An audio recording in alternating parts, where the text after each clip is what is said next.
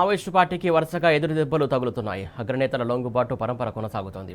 ఇప్పటికే ఆ పార్టీ అగ్రనేతలు మల్లోజుల ఆసనాలు ఆయుధాలతో సహా లొంగిపోగా తాజాగా మరో కీలక నేత బండి ప్రకాష్ అలియాస్ ప్రభాత్ ఇవాళ తెలంగాణ డీజీపీ శివధర్ రెడ్డి సమక్షంలో లొంగిపోయారు. ఆయన Maoist party Telangana state committee member, అలాగే నేషనల్ పార్క్ ఏరియా ఆర్గనైజర్గా కీలక బాధ్యతలు నిర్వహించారు. దాదాపు 45 ఏళ్లుగా బండి ప్రకాష్ మావోయిస్టు పార్టీలో వివిధ హోదాల్లో పనిచేశారు. మావోయిస్టు పార్టీలో బండి ప్రకాష్ తనకంటూ ప్రత్యేక గుర్తింపు తెచ్చుకున్నారు. సింగరేణిలోనే ఉద్యోగిగా పనిచేస్తూ అప్పటి పీపుల్స్ వార్లో ఉద్యమాలకు ఆకర్షితుడై 1980లో సింగరేణి కార్మిక సమాఖ్యలో చేరారు.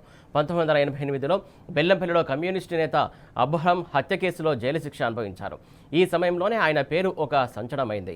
ఆదిలాబాద్ సబ్ జైల్లో శిక్ష అనుభవిస్తున్నప్పుడు నాటి పీపుల్స్ వార్ ముఖ్య నేతలైనటువంటి నల్లా ఆదిరెడ్డి, మహమ్మద్ హుస్సేన్, ముంజా రత్నయ్య గౌడ్ తదితరులతో కలిసి సబ్ జైలు గోడలను బద్దలు కొట్టి తుపాకులతో సహా చాకచక్యంగా తప్పించుకున్నారు.